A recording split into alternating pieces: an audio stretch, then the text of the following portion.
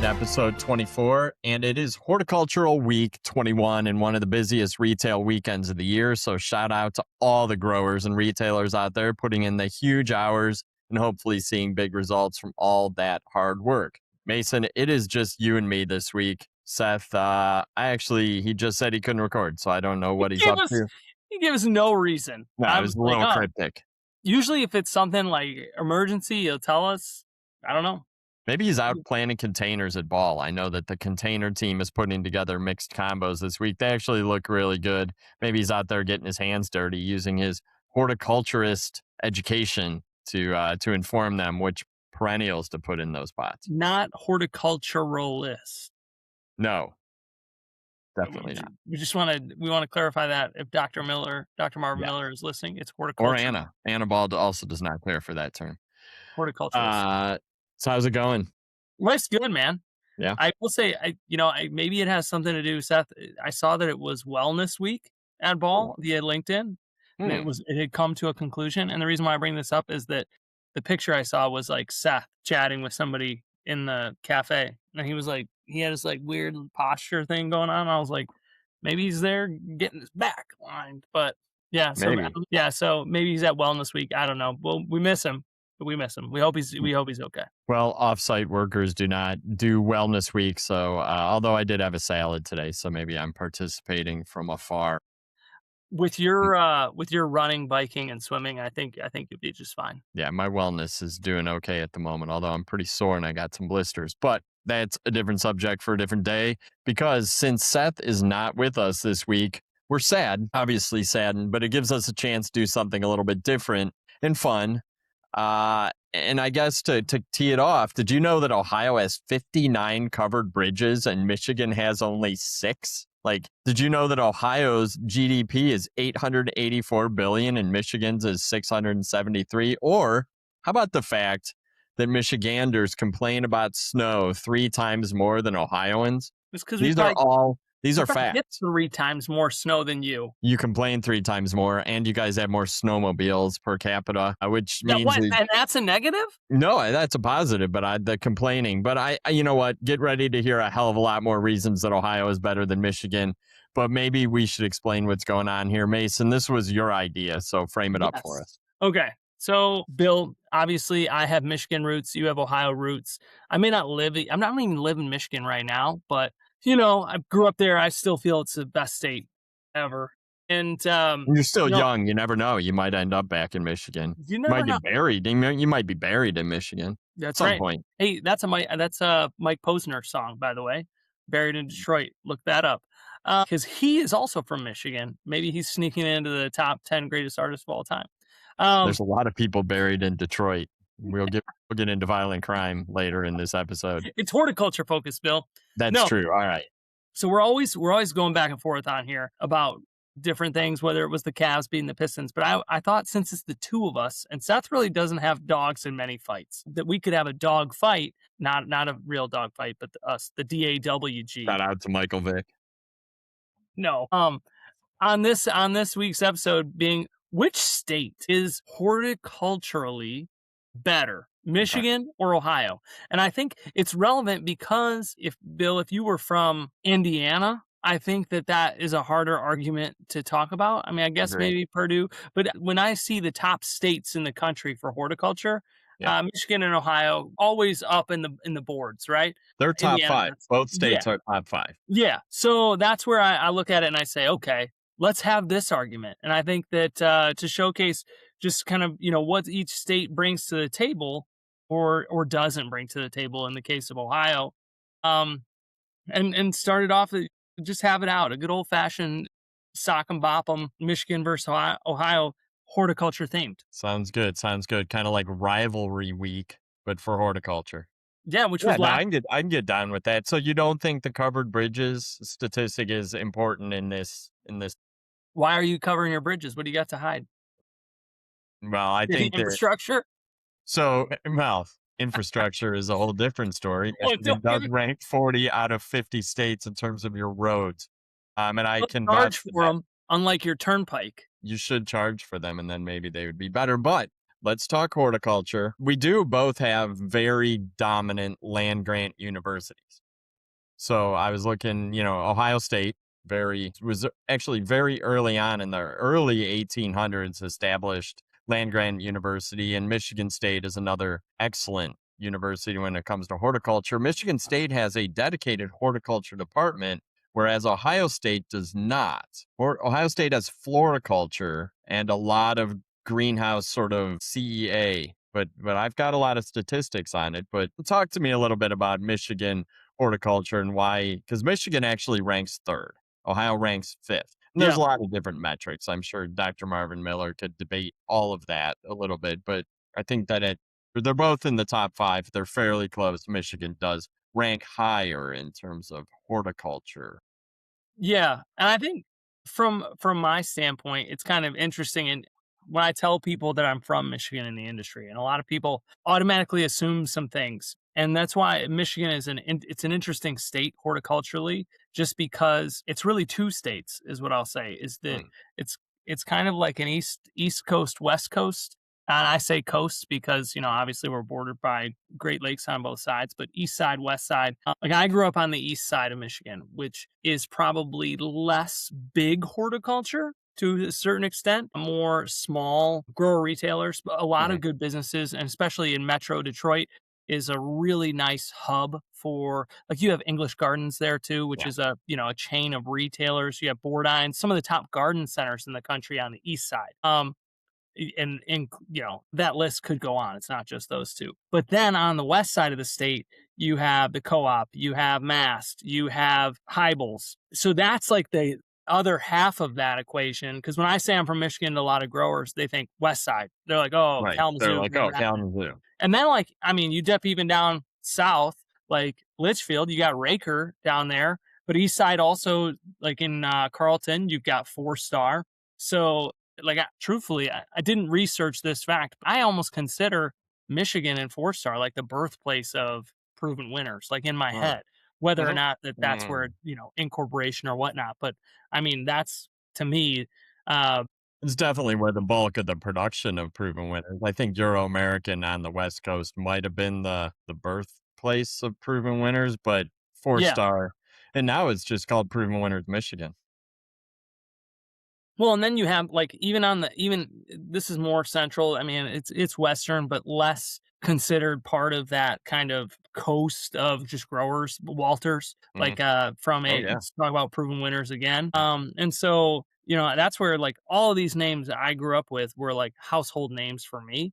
Yeah. And before I went to college, like, I assumed that was just because I lived here. Mhm. But no, that's just because I was raised in the industry, and if I had lived somewhere else, if I'd lived in Illinois, like, I would have heard of all of these companies too. Right. Oh, for sure.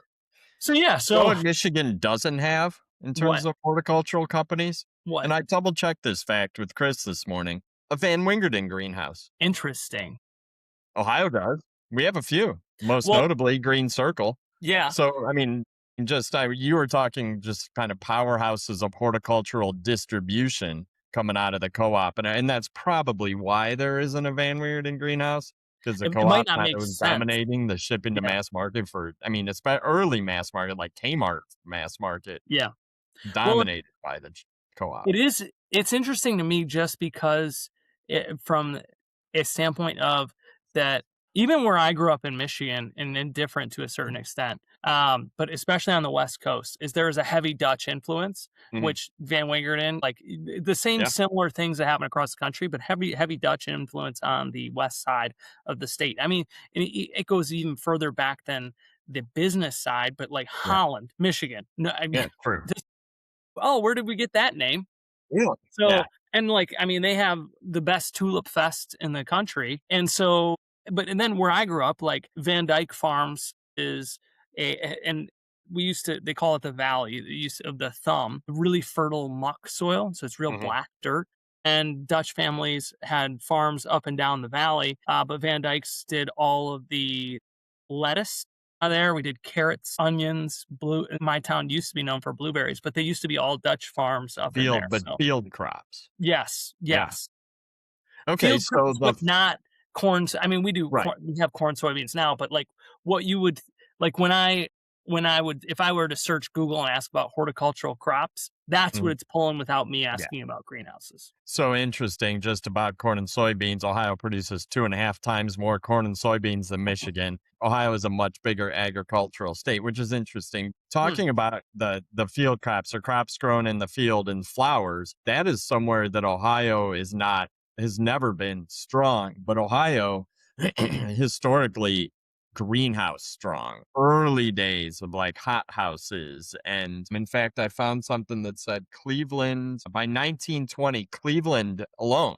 so northern Ohio, had 80 acres of greenhouse and was called the greenhouse capital of America, which is interesting. And most of that production, I think, moved to Canada. But like where I'm at, there's still a lot of family greenhouses that were around back in the 20s. And then this Martin Rutnick, a son of a German immigrant, developed kind of the modern greenhouse design standard for commercial greenhouses in the Cleveland area in 1936. So So early on, I big want time to greenhouse say, production. and this is a question because you're still at Ball. Yeah. Obviously, I'm ex Ball, but the book, All the Best and Nothing Else, Yeah. right? That's the company history book. I remember when I first moved here, I didn't have much in my apartment, so I read that cover to cover. I'm pretty sure there was a stint for George Ball in Ohio at No. some point, like coming out. I'm not 100%. I don't know why Yeah. that stands out to me. But when you started talking about Okay. Cleveland and greenhouses, I'm gonna try to go brush up on that because I feel like there was a connection in there as he journeyed west. Right. Right. So That very well could be because I think, yeah, Cleveland was like a greenhouse mecca until, 80 years ago. Like, I yeah, mean, it was a long time ago since we've been that way. But so again, like you talked about Michigan as having like the east and west side, Ohio is like the north and south. Well, north, central, and south, because the north was very industrial. Central is very ag. Like I was looking at some stats just about agriculture in Ohio. 13.5 million acres of farmland versus 9 for Michigan. But Ohio, like hogs and turkeys and corn and soybeans, just massive production numbers. And more farms. Like Ohio has more farms than Michigan. I think bigger state, bigger population. But I'm gonna argue for you. I just looked this up. George Jacob Ball was born in Ohio. okay, all right, So he was born in Milford, Ohio, and okay. then worked in some greenhouses around Cincinnati. Yeah, so south, way south Yes. Ohio. Yep. Okay. So yeah, I mean again, you've got the Ohio River and the reason I think for that is the movement of goods. And that's probably where Ohio outpaces Michigan is just the sort of transportation hub of just central Midwest river. We had the canal, we had the river. So it's kind of interesting, but yeah, so I think we grew a lot of plants, but grew a lot of agricultural like hothouse tomatoes and peppers and things like that. Whereas I think Michigan probably was growing more flowers way Yeah. back in the day. Yeah. Well, and I think it's interesting. We talked about the geography a little bit. Now, this is where I get on my soapbox and argue that Michigan has the better land Mm, grant university. Is that you have the east side of Michigan, which nowadays is heavily retail. Yes, 4 star would be considered east, but like the garden centers I already mentioned, Bordines, yeah, English. There's one I'm forgetting in there too. That's really good. But I'll come back to it. Then on the west side, you have the co-op, etc. But smack dab in the middle, like literally almost equidistant from both sides, if you're traveling on 69 across, 69 and then 94 across, um, is East Lansing, yeah, which is home to the Spartans of MSU. And, I think that that's one of the things that MSU does a really great job of. And I like, is the acts as the bridge between the two different sectors of Michigan, but also the two different sectors of the industry being grower and garden retail. And right, I think that that's where one of the most famous notable examples in our time would be Dr. Bridget Behe and all the work that she's done on consumers and tracking how they purchase. And I think, she at the same time understands the grower aspect of that enough to say, hey, this is why this is important at retail. And I think that's why she's a large part of the success of that whole entire department and program. yeah, Just because she really put I think that at some points in some states, and this is not an Ohio dig actually, but that consumer horticulture was really left to, hey, that's a master gardener problem. For sure. And the university problem is how do we grow plants? And it's much more intertwined than that. And that's where I think, Bridget's work and specifically her work specifically, and then the work of the other people in her department really help bridge that gap of, okay, how do you look at horticulture not only as just, hey, you're going to be a grower, but this is a business and you are going to have to sell product to the end consumer. How do you attract and retain those customers? And so I think that's where, to me, that Michigan State stands out in that, it really is. And they have some really cool programs there too, because not only from a greenhouse side of the industry and in garden retail, but I know that from my days of internship recruiting up there, they have like a 2-year landscaping program that is for like getting like I know some of the courses were like irrigation management Yeah. and how to how do you take a look at this? And because I mean, I have a house on 4/10 of an acre, and Yeah. it was like, if I'm gonna put in an irrigation system, like, I know nothing about that, and, like, so these people are going to school, almost like a trade school, to learn this trade and then take it back and run way more successful landscaping companies than you see in a lot of places across the country, so, I think that's a really cool program that they do there as well. And Michigan State is definitely a larger horticultural program, horticulture, floriculture than Ohio State. Historically, just dominant. Some of the professors are legendary. Dr. Cameron, Dr. Will Carlson, Royal Hines. Like, I mean, these guys, it's like the Bill Belichick tree of like leaders in academic research of horticulture and production. But Ohio State, on the other hand, is focused more currently on CEA and Yeah. food crop production. But Ohio State also has had the Kiplinger chair, like, I mean, very much a huge research based program. So I think, yeah, MSU very mature, very big. Ohio State a lot of cutting edge. Right now they're working on a lot of intelligent, like AI driven tech in it's like just some of the engineering projects that they're doing on covered production. But again, a lot of it is focused towards CEA. But as we know, a lot of that's applicable to horticulture as well. And Ohio State, I think they just built this huge research complex. I was there a couple years ago. It's like controlled environment ag research complex. I don't know. There's an acronym for it, but it's like super modern and cutting edge and brand new. So they're investing in. I've been there. I Yeah, worked okay. for Cultivate. Yeah, yeah. Yeah, Because isn't it cool? it's so cool. We as in Jax work pretty closely with them on some of our CEA stuff. Yeah. And so they had, I will say, the only problem with that is that their like field day or whatever they called it is the Wednesday after Cultivate, Oh, which everybody in this industry knows is just, I imagine a lot of the people that were there were not at Cultivate because yeah. it's not, there were CEA specific people, Right. but Carrie and John were like, hey, why don't you go check this out for us? And I was there and I was like, oh god, I'm dead. I just wanna be home. Like, I've just like Right. wiped the last, like, 5 days, and now I gotta, like, freshen up, hit something new, and Yeah. people, like, asking me questions about, lights and things, and I was like, "Alright," like, game face time, but, Yeah. no, really cool facility. I actually think featured an esteemed guest, Jen Polans. I think she was there that day as well. Probably. Yeah. Probably. Well, I know, like, I mean, Garrett Owens' program down there. So, like, he's brilliant and Yeah. up and coming researcher. Up and coming. I mean, he's been up and coming for a while now, but certainly what he's doing is very cutting edge. And I So think he's one of the leading up the things floriculture program down at Ohio State now, which is awesome. And then I think, going back to professors, Berto Lopez at Michigan State is that's where as cutting edge as any researcher at any floriculture, horticulture university in America. Um, so that's where I was getting with programs is are so strong, so well, strong.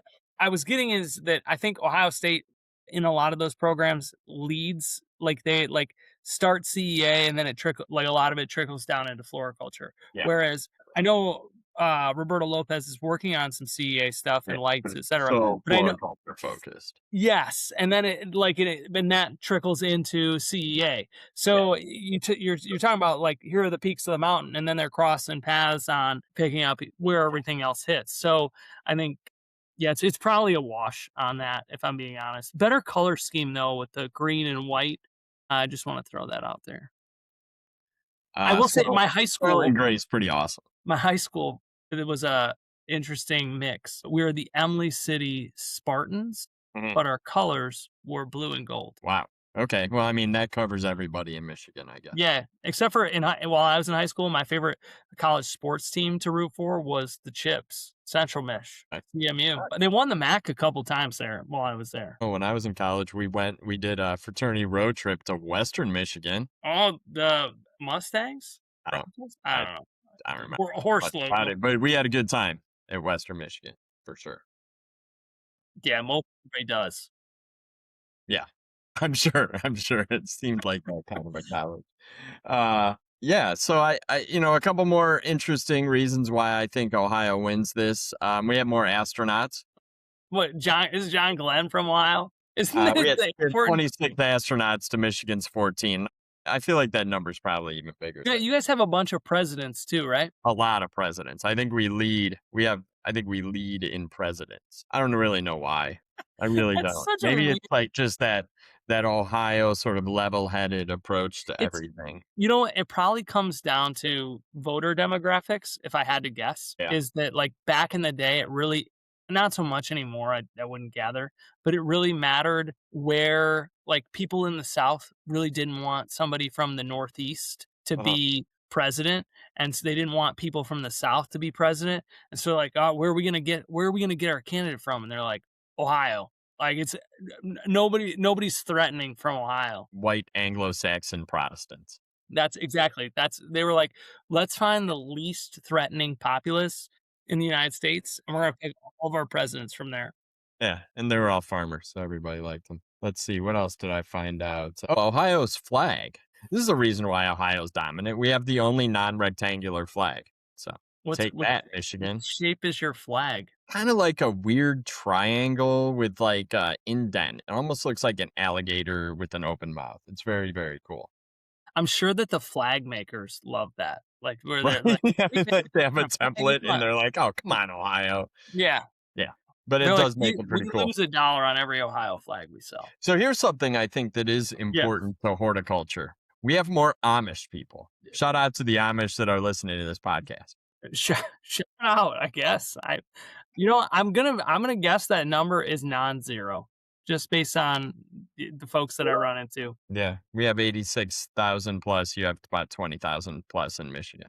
I meant Amish listeners. Oh, Amish listeners? It's You were more like 86,000 Amish listeners to our I podcast? There are not even 8,600 listeners. that's 86. why I was like, Yeah, "What?"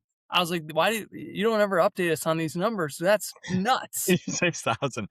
Yeah, we're dominant with the Amish audience. But is it Actually, really shout out that to Amish different? growers. Some of my absolute best visits of greenhouses in the last 20 years have been to Amish greenhouses. It doesn't So, surprise me that the discrepancy is that large. I mean, maybe it does a little bit, like, that's you got 4 Amish folks to every 1 Amish folk I got? yeah, Man, yeah. I gotta talk to the so I and a fun fact about me is that I grew up in the thumb of Michigan for Mhm. all you folks out there that are watching this. So my dad used to have this slogan he'd say at market was like Emily City, Michigan, gateway to the thumb, city of country living. I don't know if he made that You or if made that that up. That's so good. but like so we were like right at the knuckle of the thumb. But Okay. then as you go, there's like a pocket in the thumb that is like pretty Amish. Mhm. Like I some of the like it was not something that like I don't know Illinois now like my wife like I don't know she was like we saw a horse and buggy on the side of the road. She's like, "What's that?" And I was like, "Oh, it's Amish." I'm a family.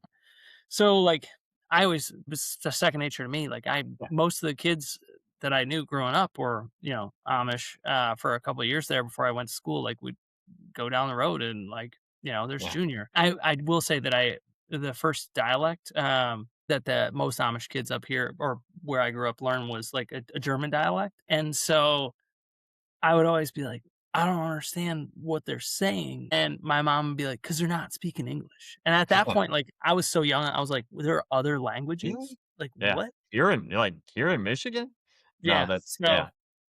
What we but used no, to go always go to Amish country, like, yeah. every summer, we'd go to Amish country, which is, like, an hour southeast of us, and it's where we'd go and get, like, Adirondack chairs for the front yard and a kitchen table and go to the antique shops, and, I don't know, Jenny and I bought, we have a table and some sort of a cabinet in our kitchen from Amish country, like, it's awesome, but it's like a pilgrimage from Cleveland and probably up from See, Columbus every summer for families. You see, get, that's like, where shoe like fly pie, and it's great. Food's amazing, you get noodles, go to the Der Dutchman and restaurant.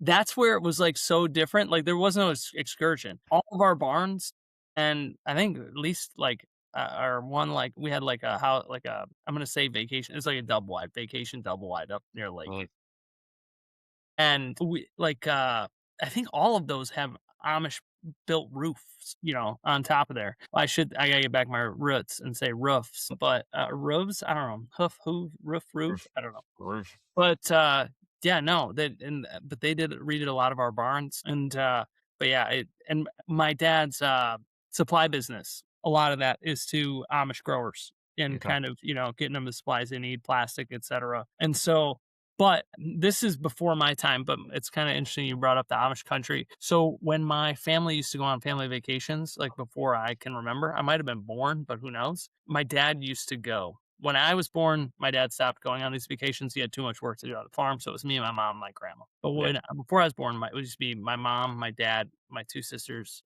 and me, or yeah. if I was a baby or whatnot. And they used to they still complain about it, that they would go, like, to Cedar Point or, like, Pigeon Forge, and my dad would detour in Amish country, Yeah, and he would just, like, pull over buggies on the side of the road, and they weren't going there to, like my sister were like, "It wasn't fun Amish country, like, go and see the goods." right. Dad would just pull over a guy and talk to him for an hour and a half about, like, the farming in the area, what was going Yeah. on, how's the And weather. the kids your sisters are just in the station wagon like, "Oh my gosh, like, Yeah. I'm this." That's awesome. So, yeah, they still complain about it. My sisters are 50 plus. They still complain about family vacations when they were, like, 10. But you did actually just bring up one reason why Ohio thoroughly dominates Michigan, and that is Cedar Point, is just sheer number of roller coasters. You're America's roller coast. We are America's roller coaster and the rock and roll capital of the world, and Yeah, probably I mean, that's obviously, debatable. we're the rock and roll capital of the world. You guys have Motown,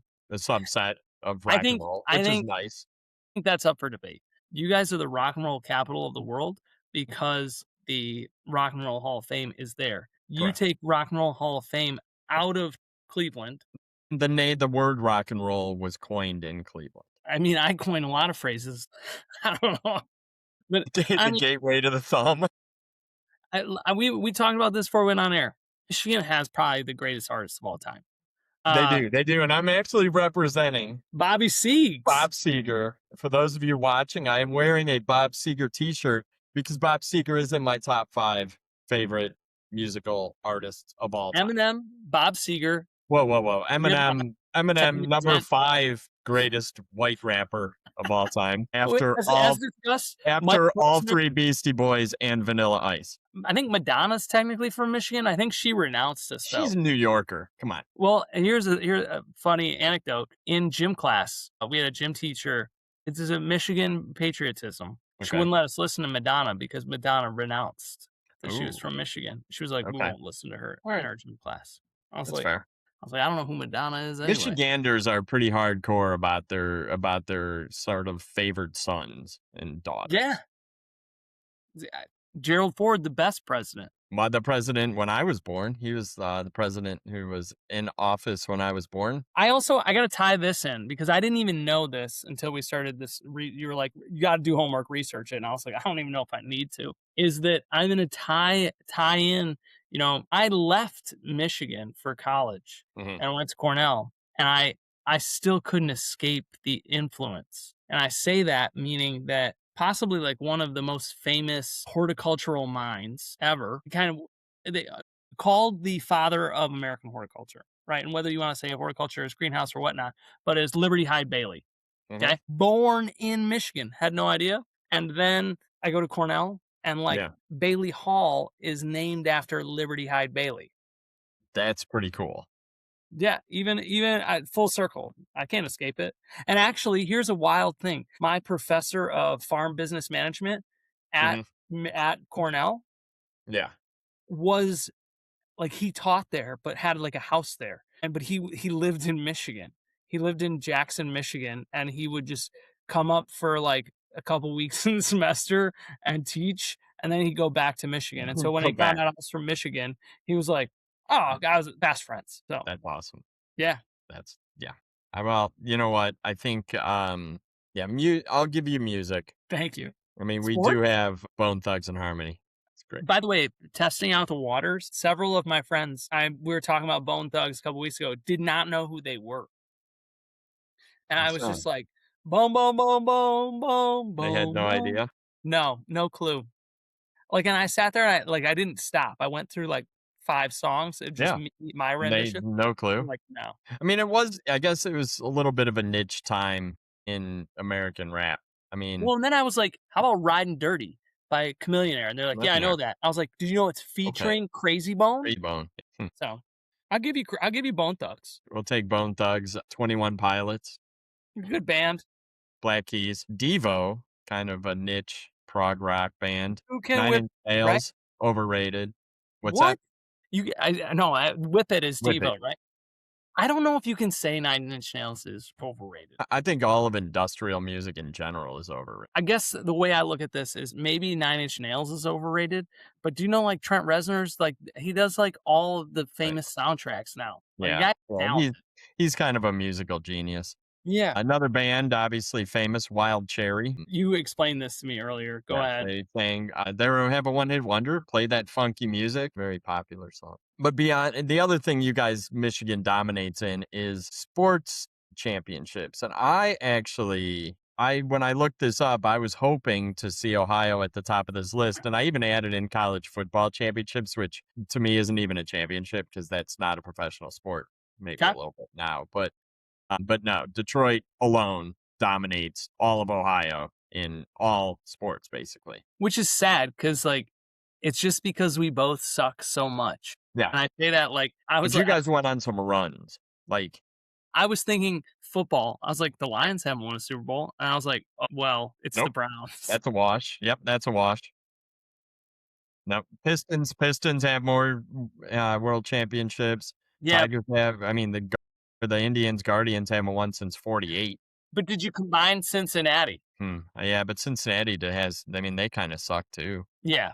I think That's fair. the Red Wings, I mean, you guys got Yeah, Stanley Cups that we can't match up to, and Michigan has more national championships than Ohio State. but, what was I gonna say about the, I don't know, but it is a wash. Yeah, I don't know. sports and music you guys have. We're just overall a better cultured state, I'd like to think. Actually, that's untrue because you rank 44th out of 50 in education. So, I mean, We're that's a above little the bit art. scary. You are above some other states though. That's good. Wait, Um, I like how you say that. I'm like the sports and music, so we're like the arts. We're like the core curriculum. exactly. Yeah, you guys can have the arts. You also lead in unemployment, which is This is supposed to be about horticulture. I bet what I'd be curious to see is what does our horticulture employment look like? oh, that's true. Yeah, what I found is that there are more greenhouses in Michigan than Ohio. But Yes. there are more floriculture greenhouses. Floriculture only were about the same. So like five How is that just I just looked it up in AI. I have no idea how it's defined. like I mean, I tried to go back. It's cited. Like I'm sure I'd go back in my entire history and find where it's cited, but I was more interested in the hogs and turkeys. But here is an interesting fact, and this is horticulture related because all it's right. about Kalamazoo. Yeah.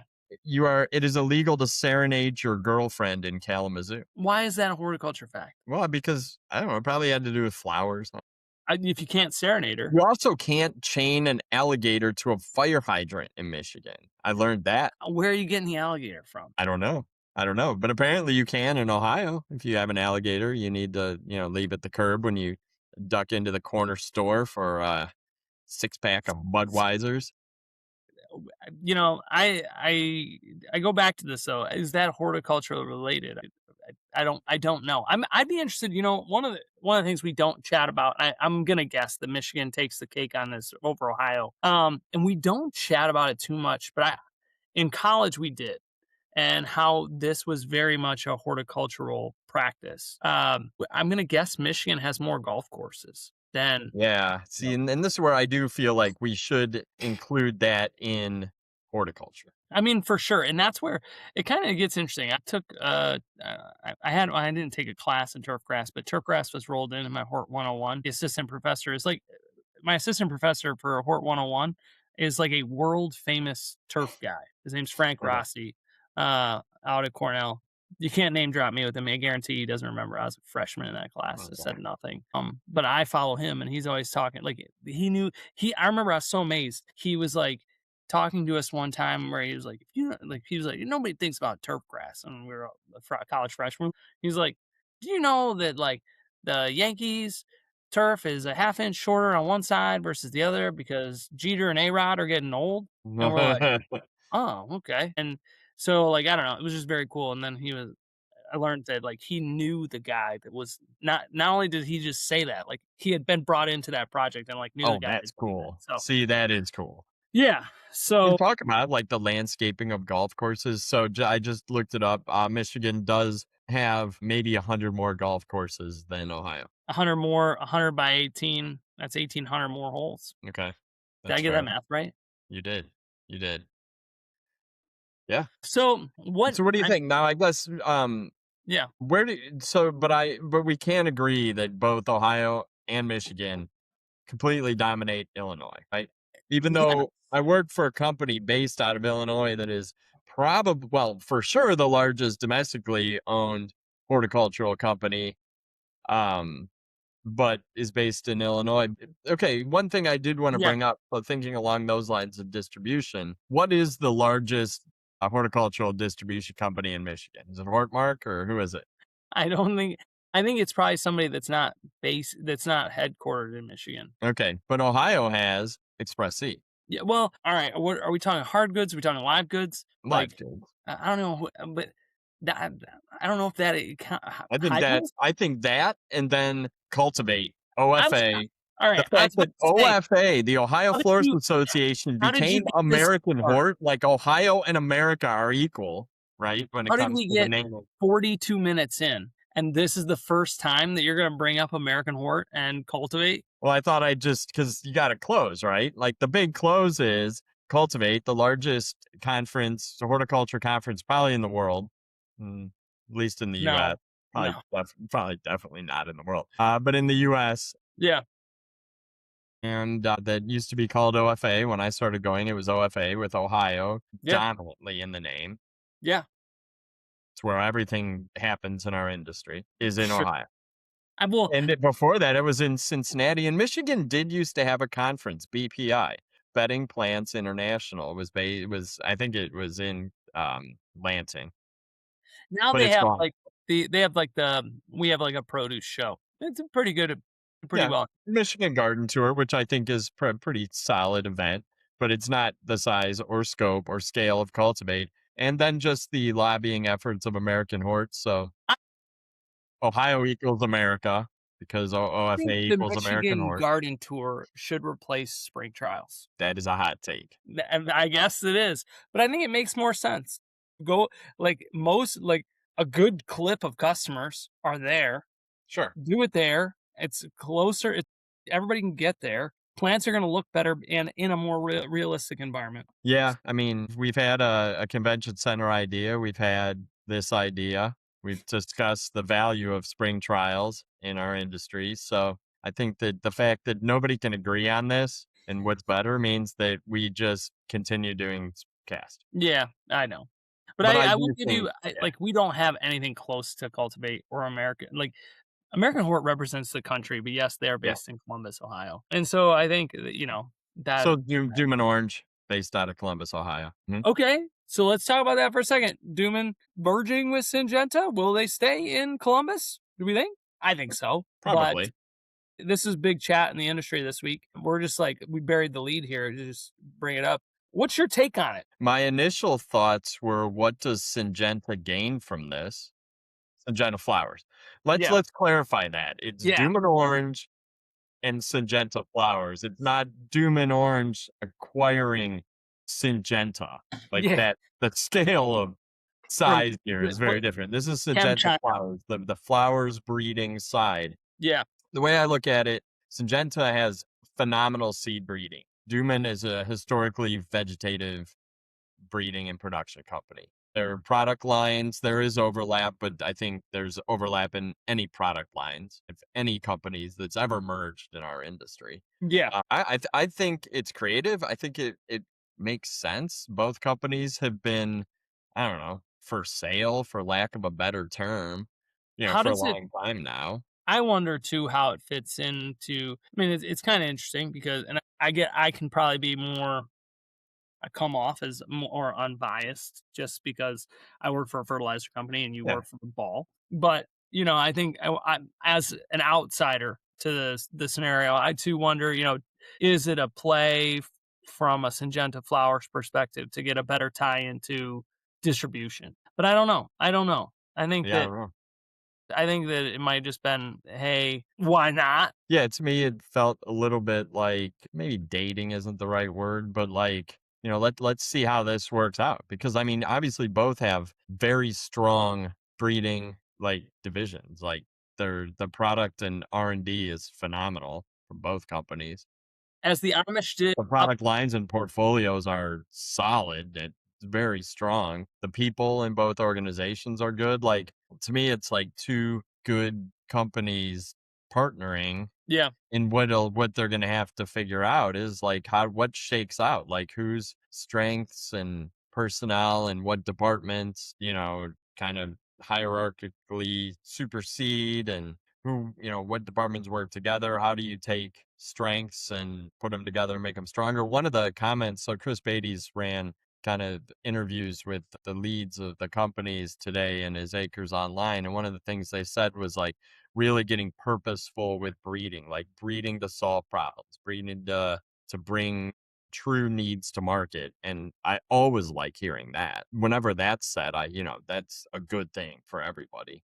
I don't know. It's kind of a we shall see, like what's going to change, what's going to stay the same, what's it look like 5 years from now? Because I really do think we can only understand the very top level of what a partnership like that looks like, just because there are so many different entities of these businesses and pieces parts that need to come together and shake out. yeah. As the Amish used to do up by me on Saturday nights, they are going a court. Yeah. Yeah. That's fair. Yeah, Yep, there will be a yeah. No. dance of some sort, and who knows what it'll end up as. But I think, I enjoy shakeups in our industry. I think that Well, maybe if that dance takes place in Columbus or in Ohio in general, they'll just have to put on who was that guy? Wild Cherry Wild Cherry. or that Yeah, that funky funky music. music. That is a good point. Maybe they will.